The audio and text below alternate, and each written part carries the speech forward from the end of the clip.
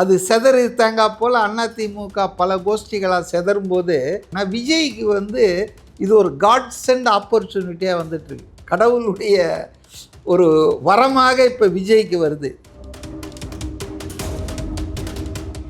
எம்ஜிஆர் ரசிகர்கள், திமுகவை உளமாற எதிர்ப்பவர்கள், இந்த ஆட்சியை வீழ்த்தணும் அப்படின்னு நினைக்கிறவங்கெல்லாம் கண்டிப்பாக விஜய் பக்கம் திரும்பினால் ஆச்சரியப்படுது. அதுக்கு மேலே அவர் எம்ஜிஆர், அண்ணாதுரை எல்லாரையுமே அவர் புகழ ஆரம்பிச்சிட்டாரு. ஆகவே எனக்கு என்னவோ இந்த இருட்டான சூழ்நிலையில் அதிமுகவுக்கு ஏற்படக்கூடிய இழப்புகள் என்பது விஜயின் தாவேக்காவுக்கு அது வந்து லாபமாக இருக்க முடியும் அரசியலில் தான் நான் நினைக்கிறேன். மற்றபடி இது வந்து செங்கோட்டையன் இதெல்லாம் சின்ன விஷயங்கள், இதெல்லாம் கடந்து போயிடுவாங்க. இது ரொம்ப நாளைக்கு நிற்காதுங்க. இதெல்லாம் ஆதரவாளர்கள், எம்ஜிஆர் ஆதரவாளர்கள், அந்த அதிமுக தொண்டர்கள் உண்மையிலே திமுகவை வீழ்த்த வேண்டும் என்பதில் குறியாக இருக்காங்க. அதனால் வந்து அவங்க உறுதியாக விஜய்க்கு வந்து ஓட்டு போடுறதுக்கான வாய்ப்புகள் மிக அதிகமாக இருக்குது. எம்ஜிஆர் படத்தை போட்டதால் இல்லை, இன்றைக்கி திமுகவை வீழ்த்தக்கூடிய வல்லமை கொண்டவராக நம்பப்படுகிறவர். இதனுடைய அடுத்த கட்டம் என்னன்னா, கொஞ்ச நாளைக்கு இது வந்து மீடியாவில் அலசப்படும். குறிப்பாக திமுக ஆதரவு ஊடகங்கள் மாலை நேர விவாதங்கள் நடத்த ஆரம்பிப்பாங்க. இன்னிலிருந்து அதிமுக படுகொழியில் வீழ்ந்ததா, ஆபத்தா, யாருக்கு, இப்படியெல்லாம் போட்டுக்கிட்டு இவங்க உருட்டிகிட்டு இருப்பாங்க. ஸோ திமுக ஆட்சியின் அவலங்கள் ஊழல்கள்லாம் இப்போ விவாதம் இல்லாமல் இப்போ செங்கோட்டையன் படத்தையும் இபிஎஸ் பலவீனமாயிட்டார் அப்படின்னு ஒண்டி ஓட்டுவாங்களே தவிர கொஞ்ச நாளைக்கு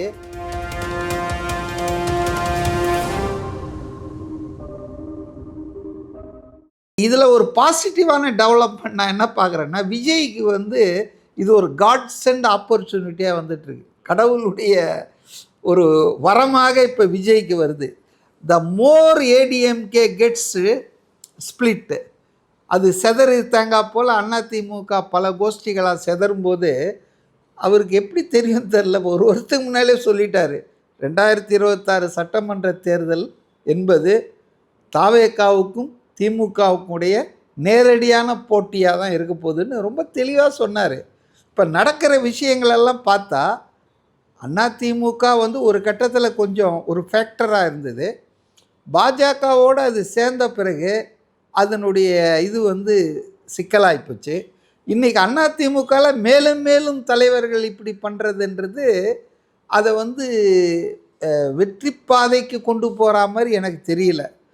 ஆனால் எம்ஜிஆர் ரசிகர்கள், திமுகவை உளமாற எதிர்ப்பவர்கள், இந்த ஆட்சியை வீழ்த்தணும் அப்படின்னு நினைக்கிறவங்கெல்லாம் கண்டிப்பாக விஜய் பக்கம் திரும்பினால் ஆச்சரியப்படுது. அதுக்கு மேலே அவர் எம்ஜிஆர், அண்ணாதுரை எல்லாரையுமே அவர் புகழ ஆரம்பிச்சிட்டாரு. ஆகவே எனக்கு என்னவோ இந்த இருட்டான சூழ்நிலையில் அதிமுகவுக்கு ஏற்படக்கூடிய இழப்புகள் என்பது விஜயின் தாவேக்காவுக்கு அது வந்து லாபமாக இருக்க முடியும் அரசியலில் தான் நான் நினைக்கிறேன். மற்றபடி இது வந்து செங்கோட்டையன் இதெல்லாம் சின்ன விஷயங்கள், இதெல்லாம் கடந்து போயிடுவாங்க. இது ரொம்ப நாளைக்கு நிற்காதுங்க. இதெல்லாம் சும்மா மீடியாவில் இதை வந்து பெருசுப்படுத்துவாங்க. திமுக வந்து இதை எடுத்து அதிமுகவே அழிஞ்சா மாதிரி எல்லாம் பேசுவாங்க. பட் இது கடந்து போயிடுவாங்க. ஆனால் வீக்கன் ஆகிடும், ஃபர்தராக அதிமுக வீக்கன் ஆகிடும். அப்போ மெயின் போட்டியில் வந்து திமுகவுக்கு நான் தான் எதிரி, திமுகவை ஒழிக்கிற சக்தி நான் தான்றத மக்கள் மனதில் உறுதியாக விஜய் வந்து சொல்கிறதுக்கான வாய்ப்பு இருக்குது. அதனால் ஓட்டுக்கள் வந்து அதிமுக ஓட்டுக்கள் அப்படியே விஜய்க்கு வருவதற்கான வாய்ப்புகள் தான் இந்த சூழலில் அதிகமாக இருக்குது தான் நான் பார்க்குறேன். இப்போ சமீப காலமாக அதிமுகக்குள்ளே இந்த ஒரு விமர்சனம் வைக்கிறாங்க. ஏன்னா இருக்கிற எல்லா பெரிய பேனர்ஸ்லேயும் ஜெயலலிதா அம்மையார் அவங்களோட ஃபோட்டோ இருக்குது, அது பக்கத்துலேயே பெருசாக எடப்பாடி அவர்களோட ஃபோட்டோ இருக்குது. எம்ஜிஆர் அவர்களோட இமேஜே வந்து அதிகமாக பார்க்க முடியலை அதிமுகவோட அஃபிஷியல் பக்கங்கள். அதுலேயே இல்லைன்னா வச்சாலும் ரொம்ப சின்னதாக வந்து இருக்குது அப்படின்ட்டு ஒரு விமர்சனம் வந்து வைக்கிறாங்க. ஆப்போசிட்டில் பார்த்தா விஜய் அதை கரெக்டாக வந்து யூஸ் பண்ணுறதே நீங்கள் சொல்கிறத டார்கெட் பண்ணி தான்ற மாதிரி வந்து தோணுது. இதை பாசிபிளா? அதுக்குன்னு எம்ஜிஆர் முகத்தை மட்டும் வச்சுட்டா அதிமுக தொண்டர்கள் மக்களை விடுங்க. அதாவது அதெல்லாம் எம்ஜிஆர் முகத்தை வைக்கிறது, அதனால் வந்து எம்ஜிஆரை புகழறது, அதனால் இல்லைங்க. நான் சொல்கிற கோர் பாலிட்டிக்ஸ் என்னென்னா, இன்றைக்கி திமுக தாங்க அதிமுக தொண்டர் ஒவ்வொருத்தனுக்கும் முதல் எதிரி. அந்த எதிரியை வீழ்த்தணுன்றதுக்காக தான் அதிமுகவை எம்ஜிஆர் உருவாக்குனார். ஜெயலலிதா அதை கட்டி காத்தாங்க. ஸோ இந்த எடப்பாடி, ஓபிஎஸ் இவர்கள் பண்ண தப்பால் தான் டிடிவி அவங்கெல்லாம் பிரிஞ்சு போனதால தான் போன தேர்தலில் அவங்க ஜெயிக்க முடியல. அப்போ அந்த அந்த ரசிகர்கள், அந்த இவங்க நம்ம ஆதரவாளர்கள், எம்ஜிஆர் ஆதரவாளர்கள், அந்த அதிமுக தொண்டர்கள் உண்மையிலே திமுகவை வீழ்த்த வேண்டும் என்பதில் குறியாக இருக்காங்க. அதனால் அவங்க விஜய்க்கு ஓட்டு போடுறதுக்கான வாய்ப்புகள் மிக அதிகமாக இருக்குது. எம்ஜிஆர் படத்தை போட்டதால் இல்லை, இன்றைக்கி திமுகவை வீழ்த்தக்கூடிய வல்லமை கொண்டவராக நம்பப்படுகிறவர். அதுதானேங்க, பர்செப்ஷன் தானே அதுதான் அவரை எம்ஜிஆர் ரசிகர்கள் அவர் பக்கம் போகிறதுக்கு. ரெண்டாவது, அவர் எம்ஜிஆரை நல்லா புகழ்ந்து பேசுகிறாரு. எம்ஜிஆர் ஆளுமை எவ்வளோ பெரிய ஆளுமை பாருங்கள், அவர் எதிரியை கூட கெஞ்ச வச்சார் அப்படின்னு மதுரை மாநாட்டில் பேசினார். அதுபோல் இருந்த கட்சியை இன்றைக்கி எப்படி ஆக்கிட்டாங்க பாருங்கன்னு சொல்லும்போது, ஆமாண்டா நம்ம கட்சியை கெடுத்துட்டாங்க இந்த இப்போ வந்த தலைவர்கள்னு ஒரு எண்ணம் வரும் இல்லையா? அதுதான். இப்போ செங்கோட்டையன் மென்ஷன் பண்ணி சொல்கிறது எல்லாரையும் ஒன்றிணைக்கணும் அப்படின்னு சொல்கிறது டைரெக்டாகவே தெரியுது. சசிகலா, ஓபிஎஸ், டிடிவி எல்லாரையும் ஒன்றிணைக்க முடியாதுங்க.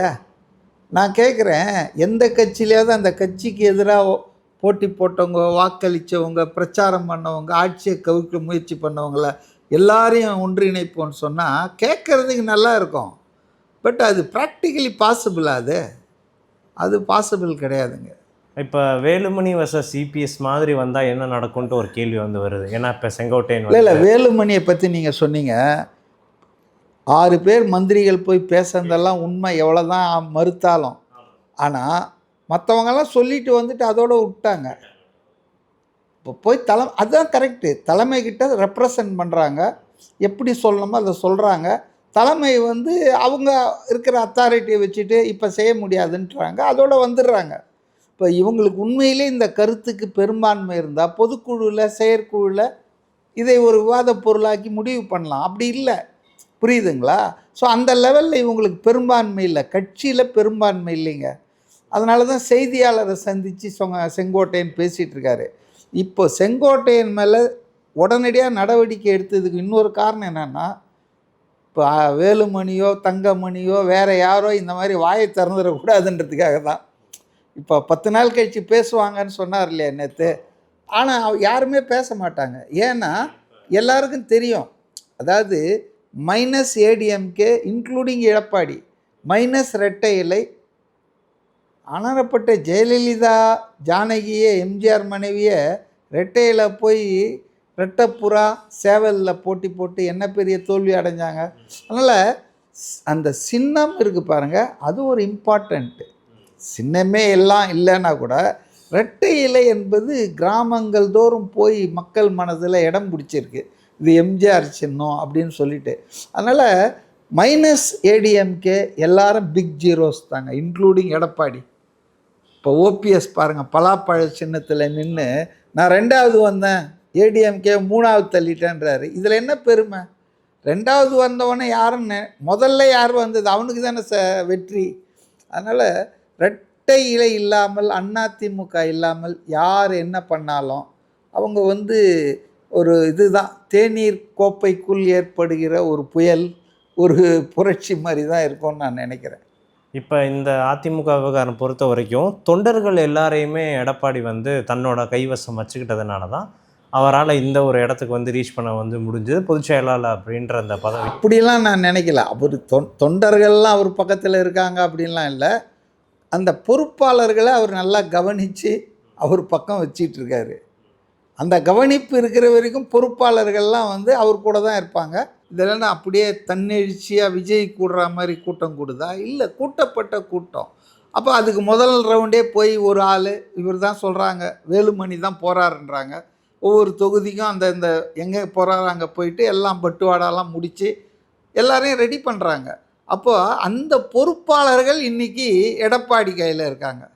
அதனால தானே அவர் பொதுக்குழுவில் தீர்மானம் நிறைவேற்றுறார், செயற்குழுவில் தீர்மானம் நிறைவேற்றுறார் அப்படின்னு. அதனால் அதுதானே தவிர கட்சி உறுப்பினர்கள்லாம் அப்படியே லாயல்ட்டியாக இருக்காங்கன்னெலாம் நான் சொல்ல மாட்டேன். அதனால தான் எம்ஜிஆரினுடைய ஒரு விசுவாசிகள், ஆதரவாளர்கள் திமுகவை தான் அவங்க வந்து மெயின் எனிமியாக பார்ப்பாங்க. அப்போ திமுகவை யார் வீழ்த்த முடியும், அதிமுகவால் முடியாதுன்னு முடிவுக்கு வந்துட்டாங்கன்னா நெக்ஸ்ட் பெஸ்ட் ஆப்ஷன் யார், வீழ்த்தக்கூடிய ஆள் யாருன்னா விஜய் தான். விஜய்க்கு ஓட்டு போடுவோம் அப்படி தான் பார்ப்பாங்களே தவிர நம்ம அதிமுக தோத்தாலும் ஓட்டு போடுவோம் அப்படின்னு நினைக்க மாட்டாங்க யாருமே. பொதுமக்களும் அப்படி தான் நினைப்பாங்க. இப்போ இதோட அடுத்த கட்டம் என்னவா இருக்கணும்னு நினைக்கிறீங்க? ஏன்னா இல்லை, இதனுடைய எலெக்ஷன் நெருங்கிட்டு வருது. இல்லை, இதனுடைய அடுத்த கட்டம் என்னன்னா, கொஞ்ச நாளைக்கு இது வந்து மீடியாவில் அலசப்படும். குறிப்பாக திமுக ஆதரவு ஊடகங்கள் மாலை நேர விவாதங்கள் நடத்த ஆரம்பிப்பாங்க. இன்னிலிருந்து அதிமுக படுகொழியில் வீழ்ந்ததா, ஆபத்தா யாருக்கு, இப்படியெல்லாம் போட்டுக்கிட்டு இவங்க உருட்டிகிட்டு இருப்பாங்க. அப்போ தானே திமுக ஆட்சின்னு அங்கே பாருங்கள், ஒரு ஆள் ஆடுதுறையில் ஊடு பூந்து குண்டு போட்டிருக்காங்க, என்னெல்லாம் சட்டம் ஒழுங்கு சந்தி சிரிச்சிட்டு இருக்குது. இப்போ இதெல்லாம் விவாத பொருள் ஆகாது இல்லை? இப்போ இவங்க பண்ணுற, இப்போ துரைமுருகனை செப்டம்பர் 15 பிடிவாரண்ட் போட்டு ஏன் அதை அமுல்படுத்தலைன்னு கோர்ட்டு கேட்குது. ஸோ திமுக ஆட்சியின் அவலங்கள் ஊழல்கள்லாம் இப்போ விவாதம் இல்லாமல் இப்போ செங்கோட்டையன் படத்தையும் இபிஎஸ் பலவீனமாயிட்டார் அப்படின்னு ஒண்டி ஓட்டுவாங்களே தவிர கொஞ்ச நாளைக்கு. ஆனால் இதனால் வந்து பெருசாக எதுவுமே பிரச்சனை வரப்போகிறதில்ல. But red result AIADMK week ஆகிடும், ஃபர்தர் வீக். அதிமுக வந்து பாஜகவோடு சேர்ந்த ஒன்றும் வீக் ஆகிடுச்சிங்க. அதனுடைய சொந்த ஓட் ஸ்ட்ரென்த்தே அது கிடைக்காம போயிடுற சூழல் வந்துடுச்சு. இப்போ இன்னும் ஃபர்தர் எரோட் ஆகும் அதனுடைய சப்போர்ட் பேஸு. அப்போ அதெல்லாம் வந்து விஜய்க்கு வரும்ன்றது தான் நான் நம்புகிறேன், எதிர்பார்க்குறேன்.